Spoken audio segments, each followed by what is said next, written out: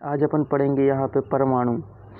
आज पढ़ेंगे अपन परमाणु के विषय में, है ना। हाँ, कि परमाणु के महत्वपूर्ण पॉइंट डिस्कस करेंगे जो कि बोर्ड एग्जाम के लिए बहुत महत्वपूर्ण रहेंगे। इसमें तो क्या है, ऑब्जेक्टिव टाइप क्वेश्चन है, 3 नंबर का क्वेश्चन आएगा। न्यूमेरिकल क्वेश्चन भी आ सकते हैं यहाँ से, है ना। ठीक है, तो इसके लिए अपन फॉर्मूला भी रिवाइज कर लेंगे। इसके पहले मैं बहुत सी इकाइयों के इसी प्रकार से डिस्कस कर चुका हूँ, है ना, जिसकी लिंक मैं डिस्क्रिप्शन बॉक्स में दे दूँगा। आप देखना चाहें तो देख सकते हैं, और आगे की वीडियो के लिए चैनल को सब्सक्राइब कर लेना। ठीक है, नेक्स्ट स्टार्ट करते हैं। सबसे पहले आता है फोटोन, है ना। फोटोन के बारे में समझते हैं। तो क्या है कि मैक्स प्लांक ने उसके क्वांटम सिद्धांत के आधार पर बताया कि प्रकाश ऊर्जा के विविक्त पैकेटों से मिलकर बना होता है, जिन्हें फोटोन कहते हैं ना। तो प्रकाश जिससे बना होता है उसी को अपन फोटोन कहते हैं ना। सिंपल सा फंडा यही है ना। ठीक है। अब फोटोन की ऊर्जा एक फॉर्मूला याद रखना, E=H भी होता है ना, ये फॉर्मूला याद रखना। ऑब्जेक्ट टाइप क्वेश्चन और न्यूमेरिकल ही बनते हैं यहाँ से। प्लांक नियतांक का ये तो ऑब्जेक्टिव टाइप बनता ही है, 6.63 × 10⁻34 F है ना। और V क्या है, प्रयुक्त ऊर्जा की आवृत्ति, है ना। भी नहीं, म्यू बोलते इसको ना, म्यू। अब फोटोन का प्रभावी द्रव्यमान क्या होता है, E/c² होता है ना, जहाँ m inversely proportional to lambda होता है ना, इसलिए वेग के प्रभावी परमाणु से अधिक होता है ना। हाँ, अब फोटोन का ब्राह्म द्रव्यमान याद रखना है कि 0 होता है ना। हाँ, फोटोन का ब्राह्म द्रव्यमान क्या होता है, 0 होता है। अब फोटोन का रैखिक समवेग का फॉर्मूला ये ध्यान रखना है, E/c hν/c या h/λ होता है ना। हाँ, ठीक है, इन फॉर्मूलों को याद रखना है जो कि बहुत इंपॉर्टेंट रहेंगे। नेक्स्ट, अब प्रकाश की तीव्रता के बारे में समझते हैं। प्रकाश की तीव्रता का फॉर्मूला होता है ऊर्जा बटे समय गुणा क्षेत्रफल, है ना। हाँ, जहाँ पर बिंदु स्रोत क्या है, I = P × 4πr², जहाँ पर P क्या है, पावर है ना। ठीक है, देखो ये स्रोत की ऊर्जा है, और यहाँ से इंटेंसिटी I क्या है, इंटेंसिटी, तो P/2πrl हो जाएगा। ठीक है, नेक्स्ट देखते हैं। अब विकिरण दाब का फॉर्मूला होता है ये अपना कि P F/A, है ना, I/c 1 + r cos²θ, है ना। ये ज़्यादा इंपॉर्टेंट नहीं बोर्ड एग्जाम के लिए, फिर ठीक है देख लेते हैं। प्रकाश विद्युत प्रभाव का ये तो आता ही है अपने लिए, है ना। तो यह प्रयोग प्रकाश की कण प्रकृति को दर्शाता है। ये वाला पॉइंट याद रखना कि प्रकाश विद्युत प्रभाव प्रकाश की कण प्रकृति को दर्शाता है। ये ऑब्जेक्ट टाइप क्वेश्चन में पूछा जाता है ना। ओके।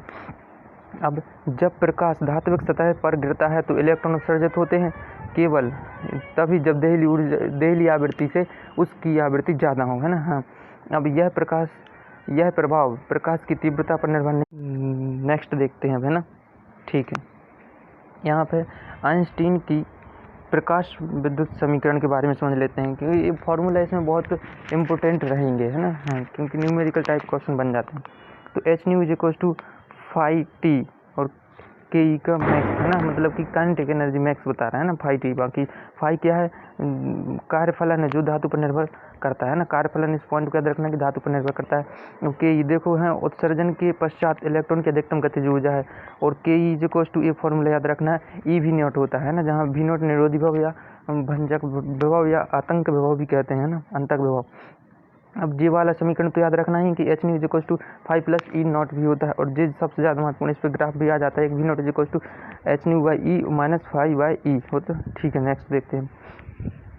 अब क्वांटम दक्षता, है ना। क्वांटम दक्षता तो ठीक है, इसका फॉर्मूला के लिए थोड़ा याद रखना, ज़्यादा इंपॉर्टेंट नहीं है ना। क्या है कि प्रति सेकंड उत्सर्जित इलेक्ट्रॉनों की संख्या बटे प्रति सेकंड आपतित फोटोन की संख्या होती है ना। हाँ, ठीक है, इसको याद रखना। ये संतृप्त धारा का फॉर्मूला होता है I = NIA λ/λc, है ना। अब फोटोसोल क्या है, प्रकाश विद्युत प्रभाव पर कार्य करता है तथा इसमें प्रकाश ऊर्जा को विद्युत ऊर्जा में रूपांतरित करता है ना। हाँ, फोटोसेल है ना, जो प्रकाश विद्युत प्रभाव पर कार्य करता है और जो ऊर्जा रहती है उसको अवशोषित करता है ना, प्रकाश ऊर्जा को, और उसमें बदल देता है विद्युत ऊर्जा में। ठीक है, फोटोसेल होते हैं। अब द्रव्य तरंग सिद्धांत देख लेते हैं, है ना। ये प्रकाश द्वित प्रकृति का होता है। ये पॉइंट याद रखना कि प्रकाश क्या होता है, द्वित प्रकृति का होता है।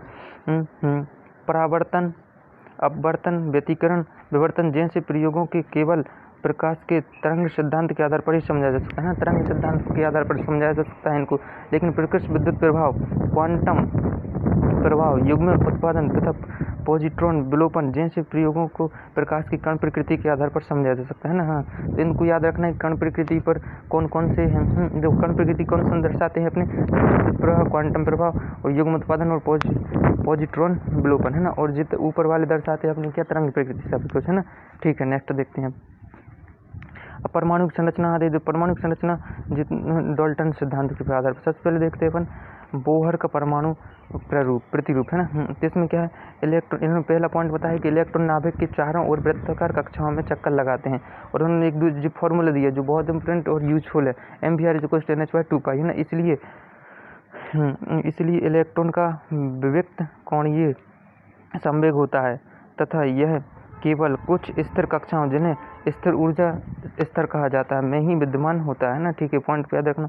और तीसरा पॉइंट है, इन स्तरों में इलेक्ट्रॉन ऊर्जा वितरित करता है, परंतु जब इलेक्ट्रॉन निम्न या उच्च कक्षा में कूदता है तो यह ऊर्जा का क्रमशः उत्सर्जन या अवशोषण करता है। जब निम्न में कूदेगा तो क्या करेगा, अपना उत्सर्जन, और उच्च में जाएगा तो क्या करेगा, अवशोषण करेगा। ठीक है, नेक्स्ट देखते हैं। अब बोहर के सिद्धांत का गणितीय विश्लेषण देख लेते हैं ना। जैसे कि फार्मूला, बोहर के सिद्धांत से जो उन्होंने फार्मूला दिए हैं उसी से अपन देख लेते हैं। ये सब फार्मूला इससे आते हैं ना, किस फार्मूले से आते हैं, mvr=nh/2π से आते हैं ना। हाँ, इस फार्मूले से आते हैं ये सभी फार्मूला। तो पहला है अपना वेग का, है ना, वेलोसिटी। इलेक्ट्रॉन की वेलोसिटी क्या होती है, 2.2 × 10⁶ × 2/n मीटर प्रति सेकंड। और फिर होते ही अपनी रेडियस क्या है, तो 0.53 × n²/z एंगस्ट्रॉम में, है ना। अब n है तो कुल ऊर्जा, है ना। तो ये वाला फॉर्मूला ध्यान रखना कि -13.6 × z²/n² इलेक्ट्रॉन वोल्ट में होती है ना। फिर जी टाइम का होगा, है ना, इम्पोर्टेंट नहीं है, जी उतना इम्पोर्टेंट नहीं है।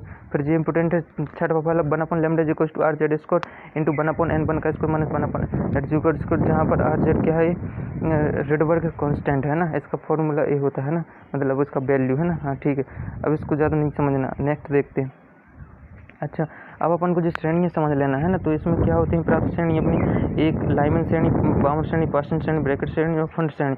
तो लाइमन श्रेणी पहली बारी में आती है, तो पहले n1 का मान इसमें 1 होता है और n2 का मान 2 से लेकर अनंत तक होता है, और ये परावैंगनी क्षेत्र में पाई जाती है ना। ये ध्यान रखना है किस क्षेत्र में पाई जाती है। दूसरा आता है बामर श्रेणी, 2 से स्टार्ट होती है और अनंत तक जाती है, दृश्य क्षेत्र में पाई जाती है। फिर आती है पार्सन श्रेणी, 3 से स्टार्ट होती है, अनंत तक जाती है और अवरक्त क्षेत्र में पाई जाती है ना। इसी प्रकार से ब्रैकेट श्रेणी 4 से स्टार्ट होकर अनंत तक जाती है, अवरक्त श्रेणी में पाई जाती है ना। फिर फंड श्रेणी 5 से लेकर अनंत तक जाती है और अवरक्त क्षेत्र में यही भी पाई जाती है ना। ठीक है, नेक्स्ट देखते हैं। अब डी ब्रोगली परिकल्पना में बहुत महत्वपूर्ण है। इसमें से भी ऑब्जेक्टिव टाइप और बल्कि पूछ ली जाते हैं ना। तो अब क्या है, इसमें लैम्डा अकेला h/p, ये फॉर्मूला याद रखना है ना, कि h/2m/√2, है ना। ठीक है, जी होगा तरंग, डी ब्रोगली तरंग दैर्ध्य, है ना। जी वाली याद रख लेना, भी वोल्ट के लिए। अब जी इलेक्ट्रॉन के लिए अगल से, फोटोन के लिए अलग से, और ड्यूट्रॉन के लिए अगल से, और अल्फा प्रोटॉन के लिए अगल से, जबकि अपन को एक ही फॉर्मूला के लिए याद रखना पहला, है ना।